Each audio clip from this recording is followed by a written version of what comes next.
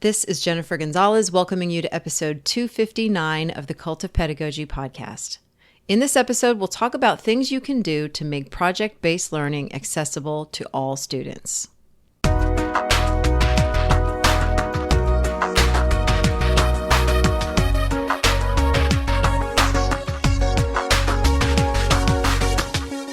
I'm a big fan of project-based learning, an instructional approach that has students learn by participating in authentic, real-world projects. It makes learning relevant, it gets students moving and collaborating, it builds agency, and it engages students in a way that rote learning never could. PBL really is one of the best answers to the time-honored student question of, when are we ever going to use this stuff in the real world? But despite its growing popularity, some teachers might believe that it wouldn't work in their classrooms because their students are not advanced enough, or they have too many students who are learning English or are neurodivergent. My guest today is determined to change that belief. John Spencer has become my personal go-to when I have questions about project-based learning. He's a huge advocate for PBL and has centered so much of his work on helping teachers learn how to do it well and make it more accessible to more students. In addition to his 6 books that all center on inquiry-based, student-driven deep learning, he speaks and gives professional development all over the country and internationally on project-based learning, among other topics, and has 2 fantastic online courses on PBL. Over on Cult of Pedagogy, John has written a detailed post that provides 5 strategies teachers can use to make project-based learning accessible for all students. And in today's episode, we'll talk about them. Also, if project-based learning is a big interest for you, but you don't quite know how to get started, you may be interested in a special offer John has for my audience, which he talks about at the end of the episode. He has 2 online courses on PBL, a short introductory course and a more comprehensive master course. Normally, these 2 combined would cost $240, but he's bundling them together for my audience and taking another $20 off for a total of $145 for both courses. If this sounds like something you want, go to cultofpedagogy.com/PBL, and that'll take you straight to the page for that bundle. To get the extra $20 off, you'll need to enter the promo code pedagogy at checkout. So that's cultofpedagogy.com/PBL and enter pedagogy at checkout. All right, before we get started with the interview, I would like to thank Everfi for sponsoring this episode. Hey teachers, back to school season is here, and there's no better time to set your students up for real-world success. As you build your lesson plans, consider this. Do your students know how to budget, file taxes, understand credit and debt? Financial literacy is more essential than ever, and with Everfi's free digital financial education courses, you can equip your students with the skills and knowledge they need to manage their finances with ease. Everfi's lessons cover financial basics like budgeting, banking, taxes, credit, and investing, plus hands-on simulations like filing a 1099 or opening a savings account. Lessons are standards aligned, include built-in grading, and the easy-to-use teacher dashboard has tons of time-saving features that'll make lesson planning a breeze. The best part? All of Everfi's resources are always free, with unlimited student and teacher access. Make a powerful start this school year. Visit cultofpedagogy.com/Everfi to bring Everfi's digital financial lessons to your classroom. That's cultofpedagogy.com/EVERFI. Support also comes from ListenWise, providing short, high-quality, age-appropriate podcasts for grades 2 through 12. Save time with pre-made lessons designed to build students' background knowledge and academic vocabulary. Keep students on grade level with scaffolding and differentiation. Use ListenWise's ELD lesson library for WIDA and state ELD standards-aligned podcast and video lessons built for English learners, from emergent to reclassification. ListenWise gives you comprehension tools like quizzes, interactive transcripts, graphic organizers, and a text-to-speech toolbar with translations in over 15 languages. Start a free trial today at listenwise.com. As we head into the interview, you might notice that my side of the conversation sounds a little different than usual. I didn't notice that the settings on my recording platform were set to use my webcam as a microphone instead of my much higher quality mic that I'm using now. I only realized this when I started editing the episode, and it was too late. So please accept my apology for the subpar sound quality on my end. And with that, without further ado, here is my conversation with John Spencer about how you can make project-based learning accessible to all students. Hey, John, welcome back. Hey, glad to be here. Okay, so we are going to be talking about, you do a lot of stuff with project-based learning, and we're going to be talking about it from a slightly different angle today. But before we do, real quick, this is I think your second, maybe third time on the podcast, but for anybody that's not familiar with your work, just tell us a little bit about what you do in the world of education. Yeah, so I am a former middle school teacher. I taught for 12 years in a Title I school in Phoenix, Arizona. I started out as a social studies and reading intervention teacher, and then I switched to a self-contained model, which is really where I got the interdisciplinary side of project-based learning. And so I taught self-contained to all of the students who were either gifted, special ed, or multilingual ELL students. And then I went from that to teaching 2 elective courses, which were STEM and photojournalism. And then for the last 10 years, I've been at the university level working with pre-service teachers. I do a lot of speaking, consulting, blogging, podcasts, just writing books. I've always been into the creative side of teaching as well. Yes, you have. I was just teasing you a few minutes ago about how you write novels in weekends and stuff like that. So, yes. Okay, and so you have a fantastic platform, lots of books, and I'm going to make sure that people listening can find all of that stuff. And you have a couple of courses really on PBL, so we're going to be directing people to that when we're finished. But the thing we're going to be talking about today, so the project-based learning has been one of your main things that you talk about a lot on your platform.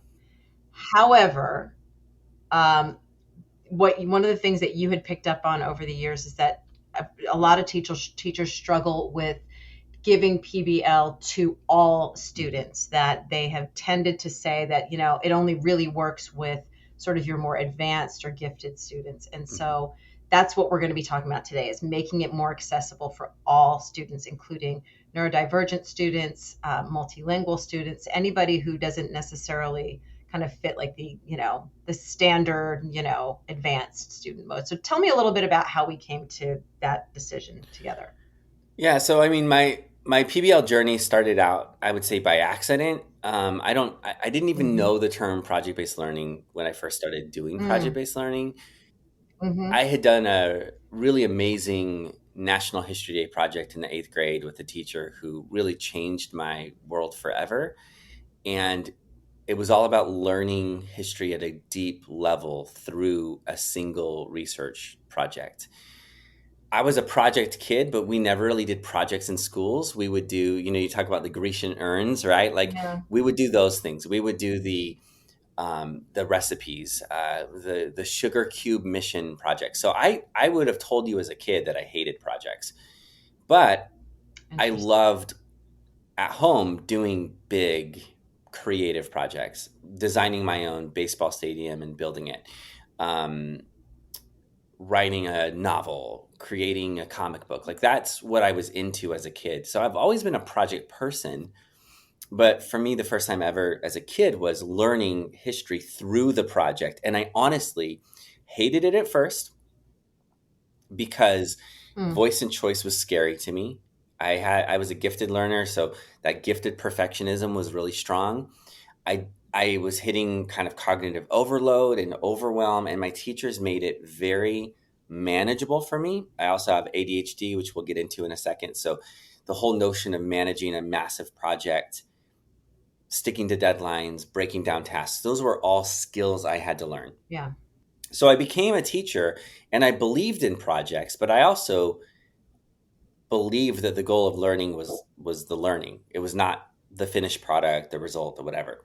So I would dream up different project ideas and then I would be like, we don't have time for this. The curriculum map is too packed. I can't do it. Yeah. And so the first time I ever did any kind of project with students was during testing week of my first, maybe second year. I think it was my first year of teaching. And basically, I was given all of the students who were too loud and energetic to be in a normal testing room, a Mm. typical testing room. Mm-hmm. And so they gave me all of those students as a brand new teacher. Wow. And they said, you have really strong classroom management and you're young and energetic. I think they played this very sexist thing of like, they need a strong male figure. There's nothing strong about me. And so I looked at this and I said, oh my gosh, what am I going to do? And it was honestly, I went to my principal and I said, I don't know how I'm going to get them to just silently read for the entire hours when they're done testing. They were gonna have Yes. 90 minutes to 2 hours of just reading silently, and that was not gonna happen. Oh, And so he gosh. gave me a Right. challenge. He said, I can go back to your team and I can say we need to distribute this more equitably, Mm. or you can treat this as an opportunity to teach in a way that's totally different than the way you normally Mm-hmm. teach. And he said, what do you want to do? And I said, I think I want to have them make a documentary. And he said, good. As long as no one's getting injured, that's success, right? So Yeah. what was he really doing there? He was giving me the permission to make mistakes, right? We talk about Right. empowering students. He was empowering me to empower my students. And I needed that permission to make mistakes. Mm. So I chose the most low risk moment to try something new. Yeah. Yeah. All the conditions were there to just so like listen, as long as nobody's getting hurt, as long as they stay in the room and they don't disrupt the school, Hmm. whatever you do. So yeah, Yeah. those are great conditions to be working with. Okay. And a documentary. I love Yeah. this. And I'll tell you what was amazing about it is I made a lot of mistakes. I failed to provide scaffolds for certain students. And in the fly, I was like, I need to make sentence stems. And I was like, just frantically making a sentence frame here or a tutorial there, or, you know, we didn't finish on time. All the things that you hear about what if happened to me. And we actually had to Yeah. finish it after school and before school and things like that. But what blew me away was we chose the topic of immigration, and that was a big issue in our community. Many of my students were immigrants, and I watched my students grow as people and Mm. gain these competencies, right? Collaboration, creativity, critical thinking, focus. I always, these were the quickest kids to be distracted, and they would hit deep focus. And I realized this is a huge opportunity for them. And yet, these were all the students who had never gotten to do a single project in school. Yes. Yes. They tend to get the most rote Yeah. work, the RTI stuff because there's gaps in the reading, so they're getting more drill. They're Yeah. getting yes. Yes. So they had never done that. So okay, and so it ended up going well, despite the Yes. fact that you made some I mean, in the mistakes. end, we ended up showing it to the entire school. We did a community night where we had the opportunity afterwards to show it to, you know, families. I would love to say we had a huge community, like show it in a movie theater. It was nothing like that. No film festivals. Authentic audience was just the local community and the Yeah, school. But to my students, it was a point of pride at the end when we had this documentary.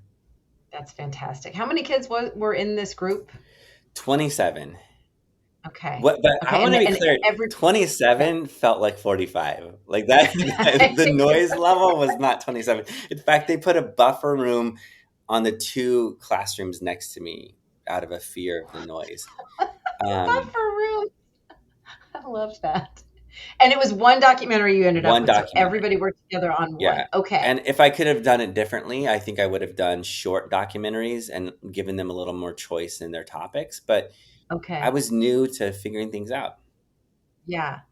Okay, so from this experience and then subsequent experiences, you have now sort of extracted five takeaways, five sort of Yes. principles for making PBL more accessible to all students. And that's really what we're going to be drilling down into Hmm. today. So let's get into it. Yeah. Let's start with the first one. So the very first one was something I did really poorly on that very first example, but it's to manage the extraneous cognitive load. So, John Sweller, who is sort of the founder of cognitive load theory, has been very critical of PBL. And I Mm, understand why, because when it's implemented poorly, students end up focusing on what they're supposed to do. And in the process, they're so busy thinking about what am I supposed to do that they don't experience any of the germane or intrinsic mm, cognitive load. And what that looks like is, what am I supposed to do right now? right. And often it looks like procrastination. It can look like laziness to a teacher who isn't in tune to what is going on in their minds. And Hmm. so it's really important that we do specific things to drop the cognitive load. And I want to point Okay. out that when it comes to reducing cognitive load, there are several different groups that this is critical for. So the first group is students with lower executive function, especially students who have ADHD. Hmm. If you say you have 3 weeks to do a project, you'll watch them just get overwhelmed by everything that they have to do, and they Yeah. might just wait and put it off, or they might Hmm. over plan and just spend so much time planning that they never start implementing anything. Right. Another group is often students who are neurodivergent in terms of being autistic. Um, they need to know where we're going. They need to know what's my plan. Students with Mm, learned helplessness, they mm. often experience this cognitive overload. And so, for that reason, it's really important that we do specific things that reduce cognitive load.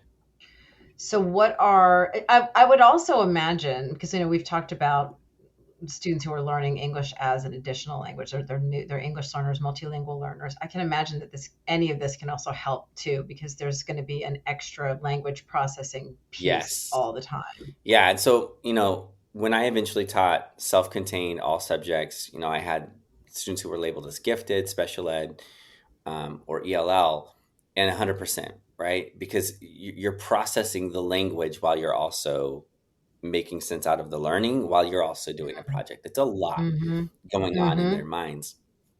And so the things that we can do is the very first thing we can do is break projects down into phases.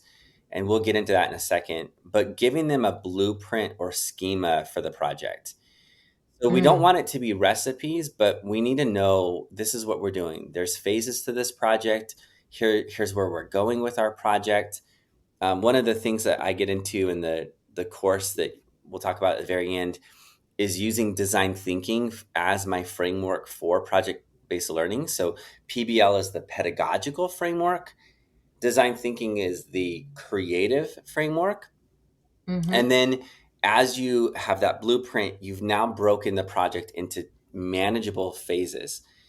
One of the Okay. advantages of manageable phases is they've studied this in behavioral economics that when you work on any task, you work faster the closer you are to finishing it, right? Mm. So if I write an essay, then I am going to work faster at the end of my essay than I will at the Yeah. beginning, Yeah. which is why when people chunk essays into sections, they do better than just trying to write an essay from scratch, right? The outlining process isn't just knowing where you're going in writing, it's that it makes you faster as you hit the sort of exit ramps of each section, Mm. Okay. right? Yeah. And it's part of why it's better to, and again, we're talking about PBL, but in essays, it's better to do a section of an essay each day rather than trying to do it all at once in one Yeah. evening.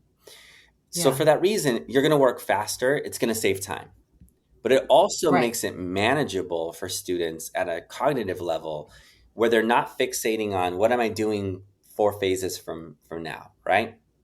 Yeah. And so this allows students to see where the project is headed. It's broken up, there's a blueprint, there's a roadmap. English learners have clarity in seeing where it's headed. Autistic students benefit from that predictability of the roadmap. Mm-hmm. Students with Mm-hmm. executive function challenges feel less overwhelmed.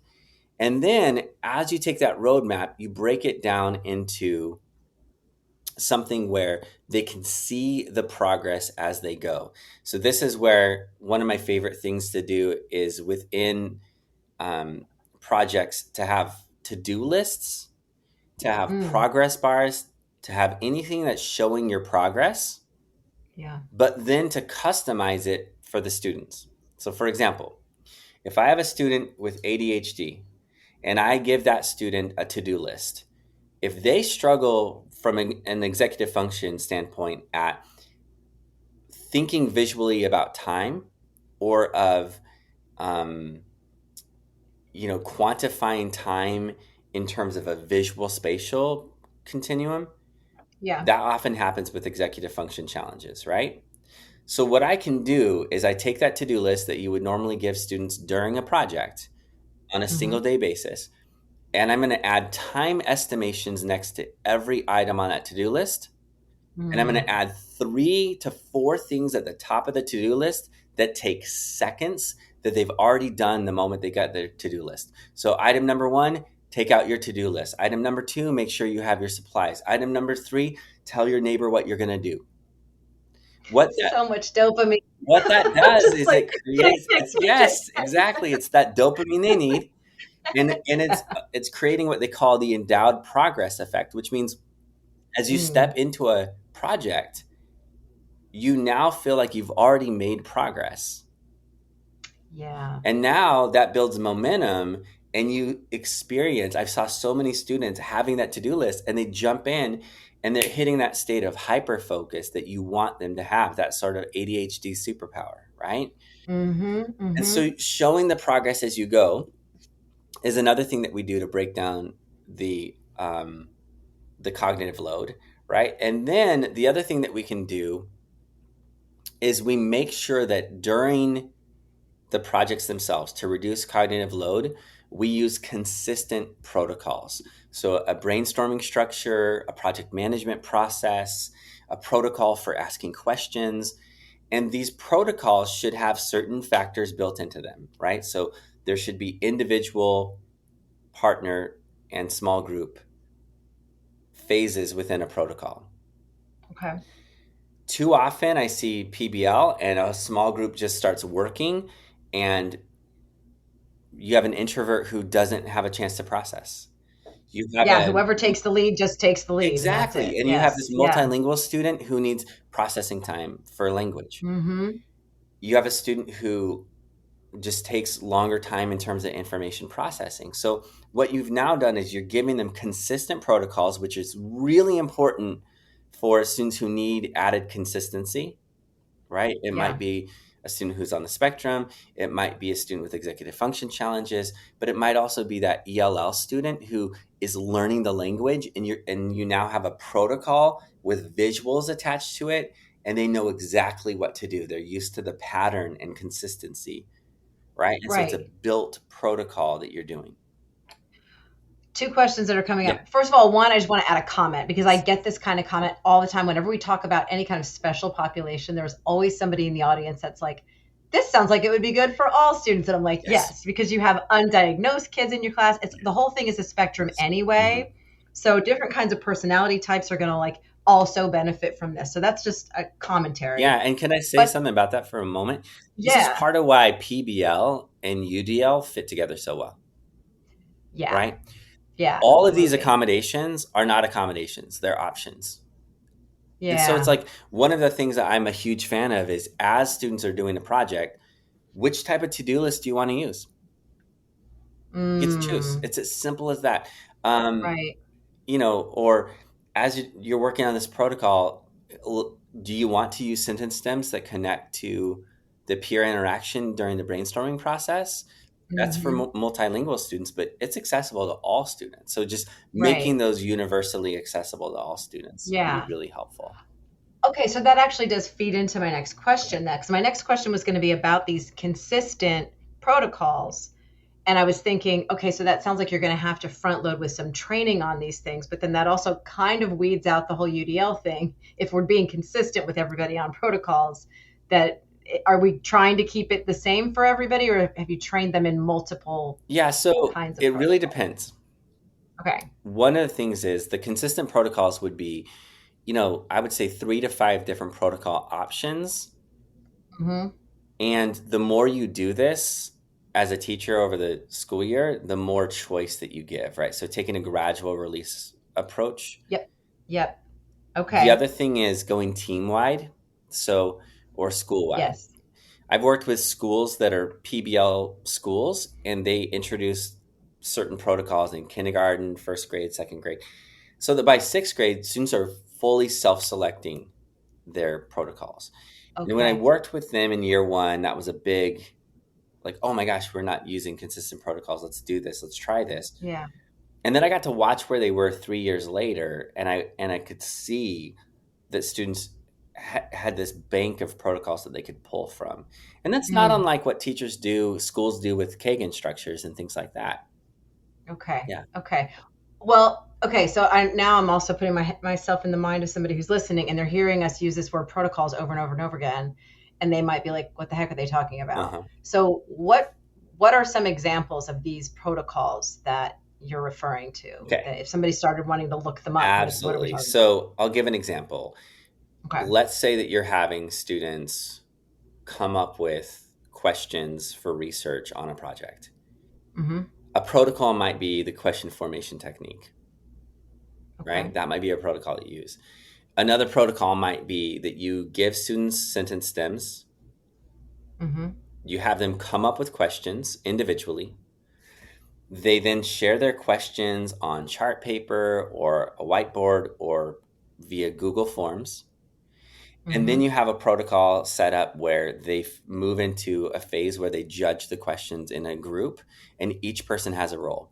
Is it specific? Is it fact based? Is it on topic?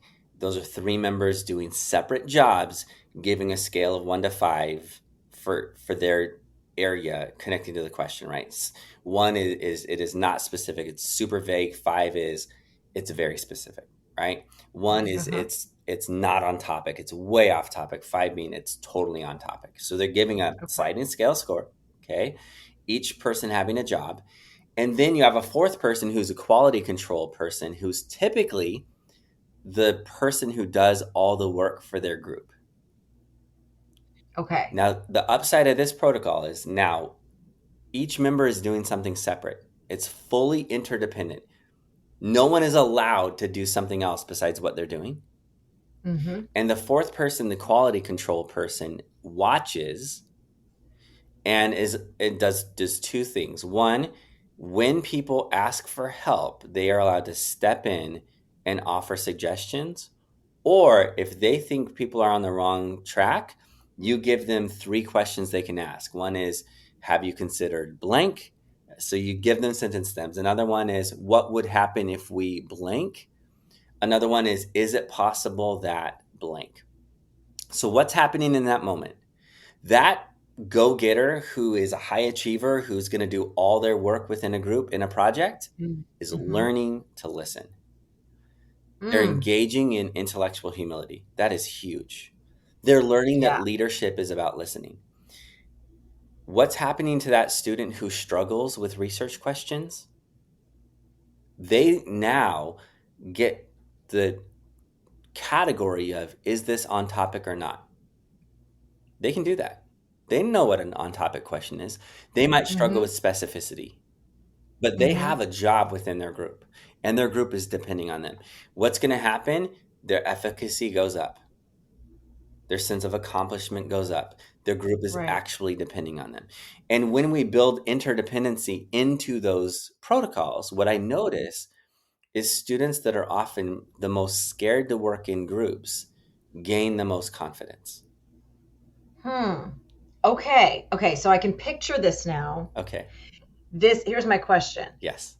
That protocol that you just described, Uh-huh. did you make that up? I made that one up. Okay. So The when people question hear protocols, formation technique one, though, is out there. So there's a and lot that of I've never protocols even that are heard out of. there. So I'm going to admit that if anybody listening is like, I also never heard of that one. The question formation technique, Yeah, that's a thing that that's exists one out that's out there. there. It's really common in inquiry-based learning.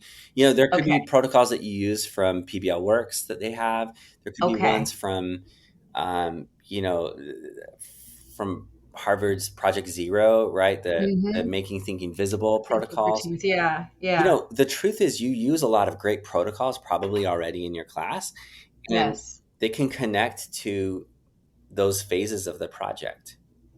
Okay. So just any kind of sort of a repeatable pattern Yeah. or, system for conducting your thinking and communication, Yeah. and that being something that's done that students know this is what we're going to be doing. This is that, instead of it just being random. Yeah.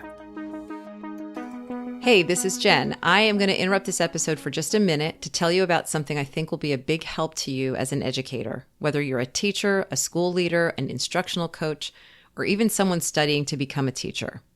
It's something I've been publishing for the last 10 years called The Teacher's Guide to Tech, and it's basically an encyclopedia of tech tools curated especially for teachers. My team and I keep an eye on all the tech tools that are out there, the ones that are fresh and new, and the ones that have stood the test of time, and we think about how they can best be used in classrooms. Then we sort them into categories, give you a really simple description of what each one does, provide a link to the tool's website so you can check it out, and we also pick out a video that shows the tool in action so you can understand quickly how it works and if it will work for you. And because tech changes all the time, we have to maintain these listings to make sure they stay fresh and accurate. On top of that, we have a really nice collection of articles we've written that will help you explore more ways to use tech and fine-tune and troubleshoot things as you go along. Plus, there's a huge glossary of tech terms to help you stay current with the language. In the past, this guide was published as a PDF that we updated once a year. Although this worked fine, that PDF would stay the same all year until the new edition came out. In January of 2025, we moved the entire guide to a fully online subscription-based model. This allows us to update it all year round, keeping it fresh and new all the time. A year's subscription costs exactly the same as the PDF used to cost, so we haven't raised the price one bit, and it's even more affordable if you get it as a group. To learn more about how this guide can help you become the most tech-savvy teacher in your school, visit teachersguidetotech.com.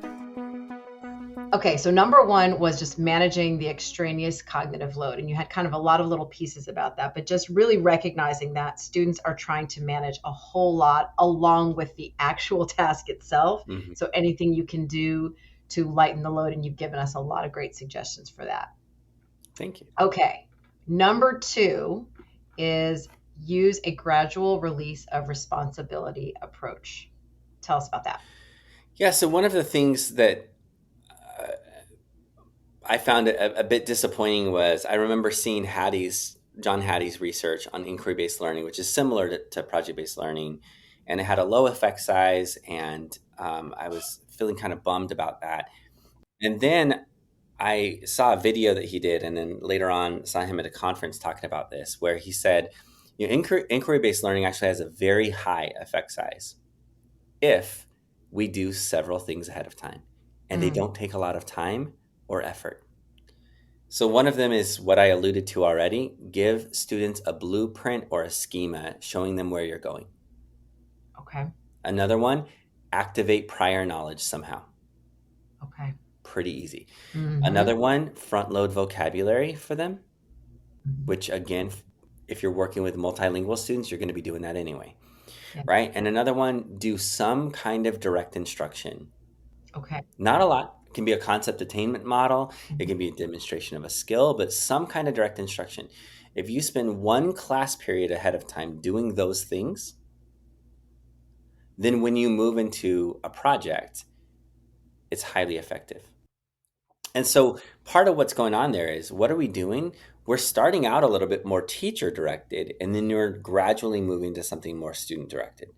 Okay. And when I saw that, I realized, oh my gosh, this is what I have noticed works for me, which is, yes, we want students to own the process, right? I wrote a book called Empower. I obviously believe in student voice and choice. Mm-hmm. However, choice can be overwhelming, right? If they hit choice paralysis. And if you don't know what you're learning, if you don't have background knowledge, you can't make an informed choice. Right. So what do? We take a gradual release of responsibility approach. And I'm going to give an example within research. On day one, we're doing direct instruction. We're all reading the same article. It's in the middle of a project. So we've started with awareness. They know what the project is. They've done some inquiry. They're asking questions. Now they're going to move into research. And you would think, let them loose. But actually, if you walk in on this day one of the research, it's going to look like a very traditional classroom. And that's Mm-hmm. okay. You're doing direct instruction. You're giving examples. You might explain some things that give them the prior knowledge about what they're researching. Could be a roller coaster project, and you give some instruction on forces in motion, and then have them doing this rotating reading activity where they go from group to group to group in a station reading informational text. Mm-hmm. It could be learning about the causes of World War II, and they're going to read an informational text about that particular thing. Yeah. And then day two, you don't send them out to do online research. You give them a curation of 5 articles to read, and you let the groups choose which 2 articles they're going to analyze. Okay. Right? Yep. And then slowly you move to more and more choice. And then eventually they're doing online research. You've modeled it for them in day 3 or day 4, right? You've shown it to them. Now they're doing it themselves as a group with individual accountability built in, right? With structures and scaffolds and supports for them. And then you're giving them some choices on how they organize research. So you say, I'm going to give you 3 choices on graphic organizers. Here's a who, what, where, when, why chart. Here's a KWL chart. And here's a question, answer, cite your source chart. Okay. Which one are you going to do? Right. Right? Or sketch noting, whatever it may be. And so what's happening is they're not getting overwhelmed by choice at the beginning of this research phase. It's gradually building up. Yeah. And I can see that this would be a big shift in mindset for a lot of teachers that have not ever really tried or have tried PBL, the more random, like do what you want kind of a way. And this would seem much more comforting too to that kind of a teacher of just like, oh, okay, yeah, I'm still teaching them. It's not just either completely direct instruction or just a free for all. There's an in between space where you're still guiding. You know, we use that phrase all the time, the guide on the side. But I think sometimes that's interpreted as we do nothing at all apart from just cheerlead them. And actually, it's pretty active still. And, you know, I want to point out here, this is beneficial to a lot of different students for different reasons. Mm-hmm. So you're gifted learners with gifted perfectionism who are used to having things right the first time. Yep. This is huge for them. Mm-hmm. Like they're feeling anxious. Well, you know what? It's going to be a little bit more teacher directed. Yeah. And then maybe they're fantastic at fluid reasoning, which is a huge part of gifted learners. Mm-hmm. They can jump to day 8 on day 3. Right? You can let them be accelerated and still do that, still participate in their group's graphic organizer. And so there's some differentiation built in. But also the students who need some additional support, some additional direction, it provides that for them. Got it. So then eventually you move toward full independence to where everybody is working on their own or in their groups, but they've got all of that structure now built up. Yeah. And some of what you might have is, you know, on day 5, they're all working independently, but you might still have 6 kids who need additional support. What you do is you create an optional workshop and you say, anyone who still feels like they need some support, I'm going to model it for you. I'm going to show you how it's done. They see it modeled, they practice it, and then you send them off 10 minutes later. And I want to say something about this. I've gotten some pushback in the PBL community. And what I mean is this. I have gone places where PBL is amazing. These are PBL schools and, you know, all this kind of stuff. But a lot of those schools are really selective in who gets in there. And so they're not getting every single student within the student population. But also a lot of these things are happening anyway when teachers don't realize it. So they might not be giving them an article to work with, but when they're floundering on day 2, those teachers step in and they have to meet with a small group in the moment and say, here's how you do it. And they have to play catch up. Yeah. Right. And so the other thing about the authenticity piece is this is what we do in projects in real life. Yeah. Look, I'm working on a project right now doing like an outdoor grill space. I'm not just like figuring out how to mold concrete to do a countertop, I've watched several videos on it, right? Like Hmm. I started from someone else showing me how to do this. Yeah. And I've gone to experts and I've talked to people. It is a normal part of projects to have to go to a guide first and get some extra help. Yeah, absolutely. And I see this comparison all the time. Some of the things that we expect from kids in school that we never expect from adults in the real world. And it's just, it's no Yeah, wonder sometimes we kind of kill the love of learning for our kids. yeah. And yeah, it's interesting, like even in the extracurriculars, right? Which is where, I think some of the best PBL happens Yes. in extracurriculars. Mm-hmm. But I think about a co-curricular class, mock trial. And I'm a mock trial coach and I'm a huge fan of it. And I would say it's very project based. Mm. But you know what? It all starts with direct instruction.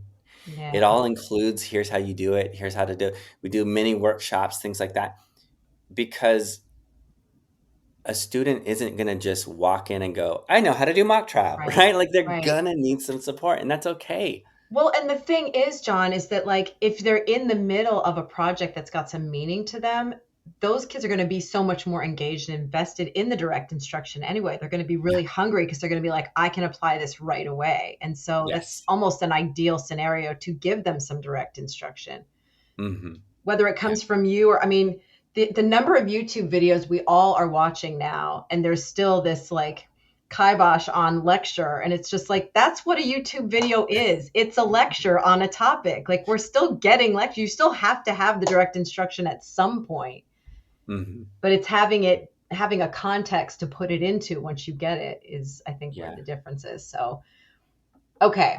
So I love that one. So, okay. Number 3 is provide optional scaffolds.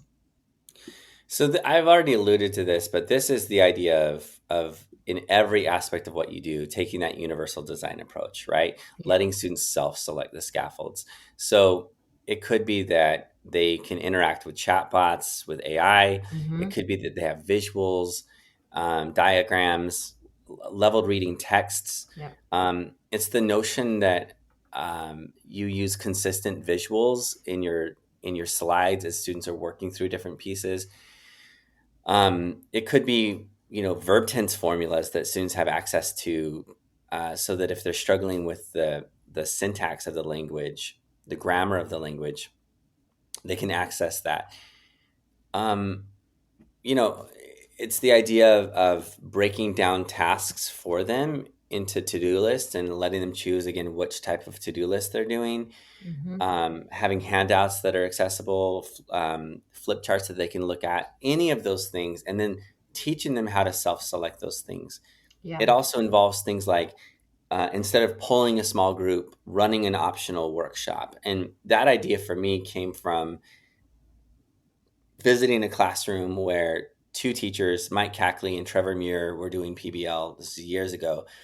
And I visited their classrooms, and there was no stigma attached to small groups. And I realized it was because students had to sign up for their workshops. They called Mm-hmm. it a workshop, a 10-minute workshop or a 15-minute workshop.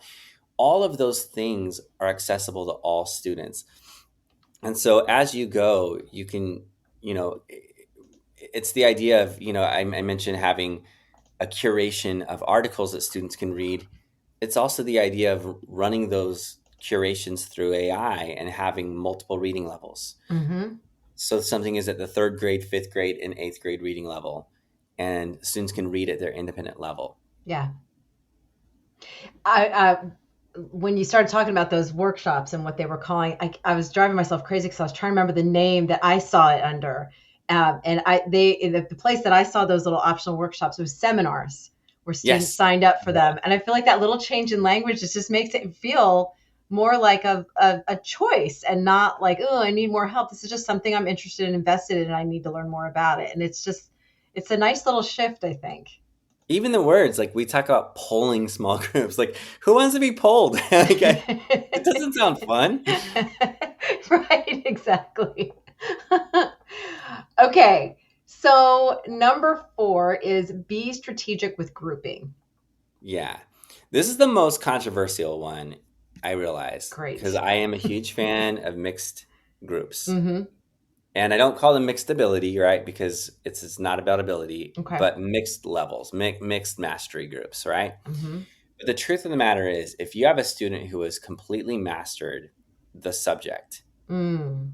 and the skills, so the content and the skills, and they are working with someone who has not mastered the subject, the content, and is at a low skill level in terms of reading, writing, or math, whatever it may be, Mm-hmm. it will create unhealthy power dynamics and frustration.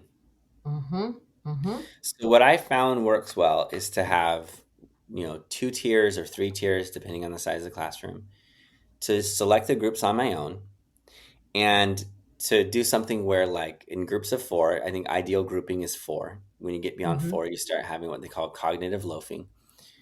And and that's when that's when members just depend on someone else to do the thinking for Yeah. them. Yep.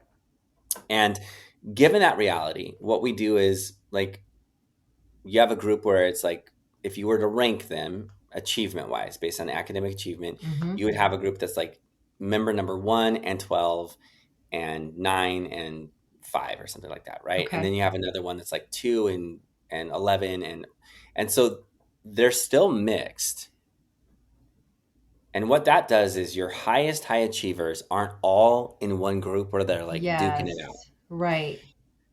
And because you've built protocols where every group member has to depend on each other already, right? That interdependence that I talked about with Mm-hmm. when I was sharing the judging the question protocol. Mm-hmm. Because you've done that, what ends up happening is every member is contributing, and it's easier to kind of share the control.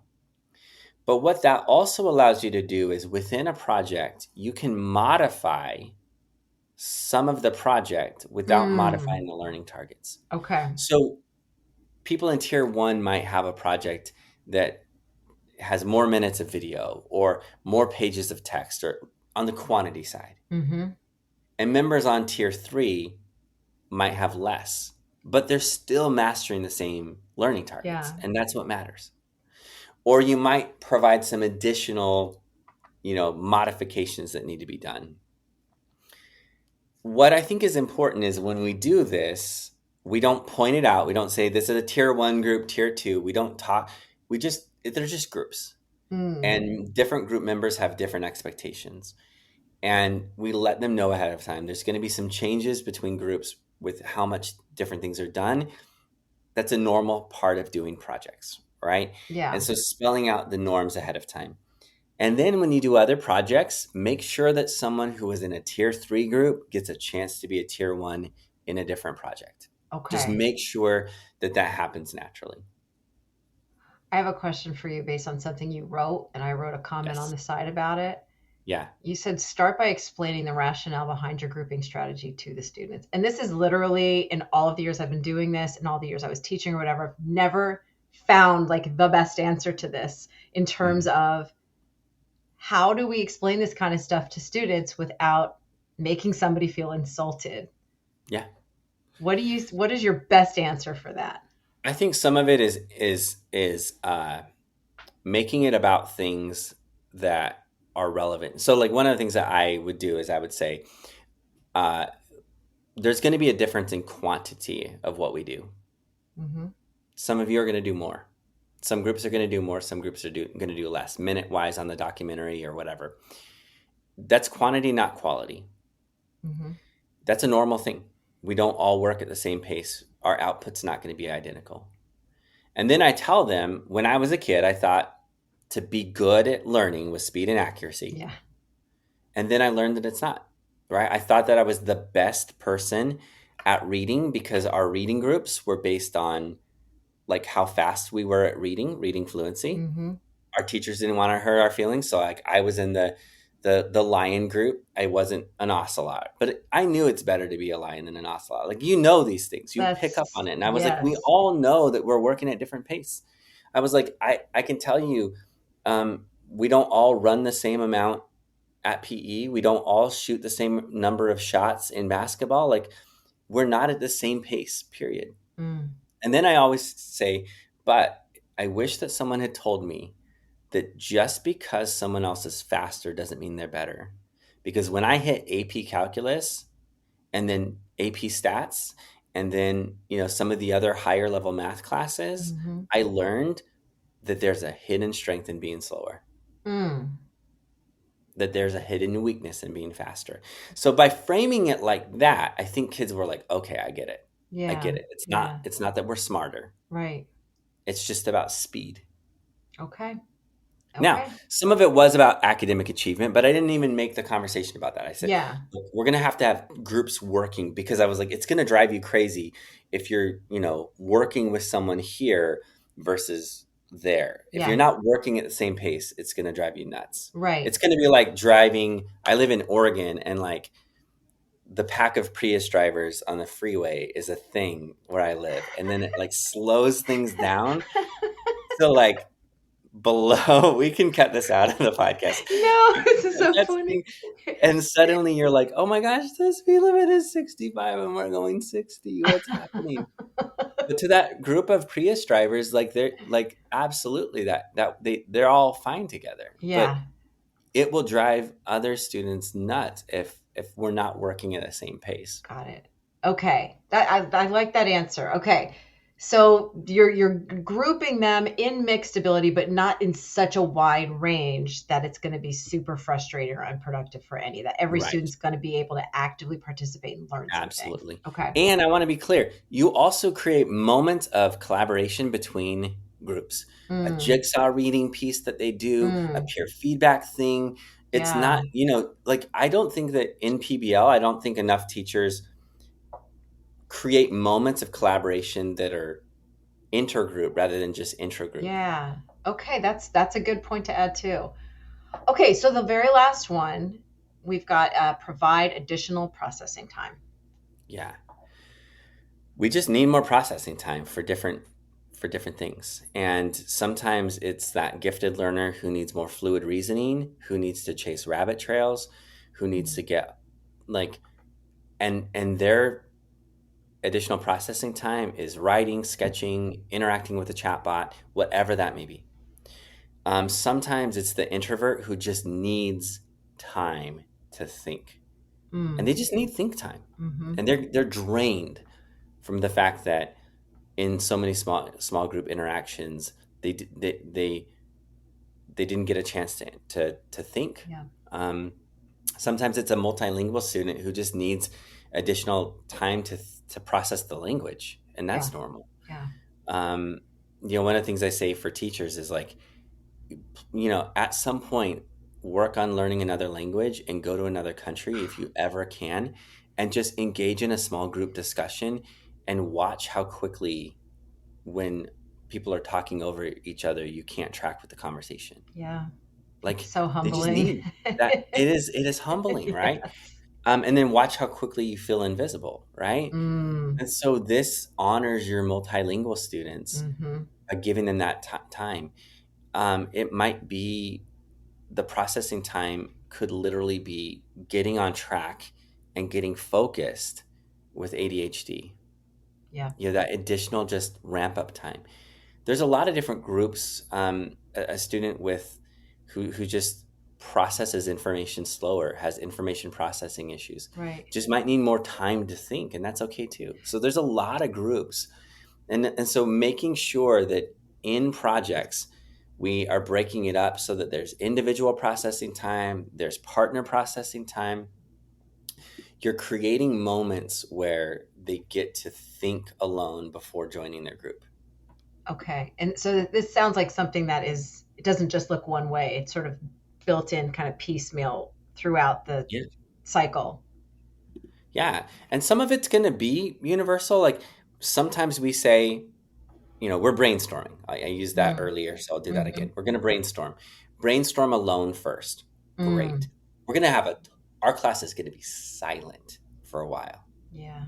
And now that student that gets overstimulated just had this release valve and they get recentered, they're Right. back into silence.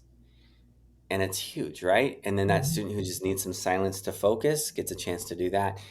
That introvert, they're getting that silence, returning to the well. And that highly extroverted kid who doesn't love silence is going to have to learn that that's okay too, and they're going to get a chance to be loud in a moment and super social. Yeah.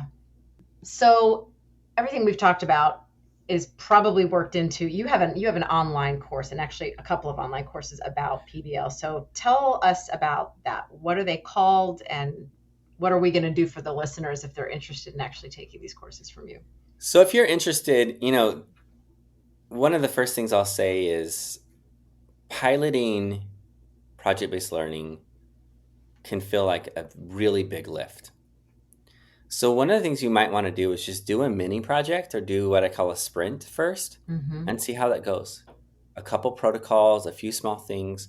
And so I want to start by saying if you want to try something that is project-based but is structured and designed for all students, you can go to something called Boost PBL, and I have a Mars challenge there. It's a project I did with a set of curriculum I designed with AJ Giuliani.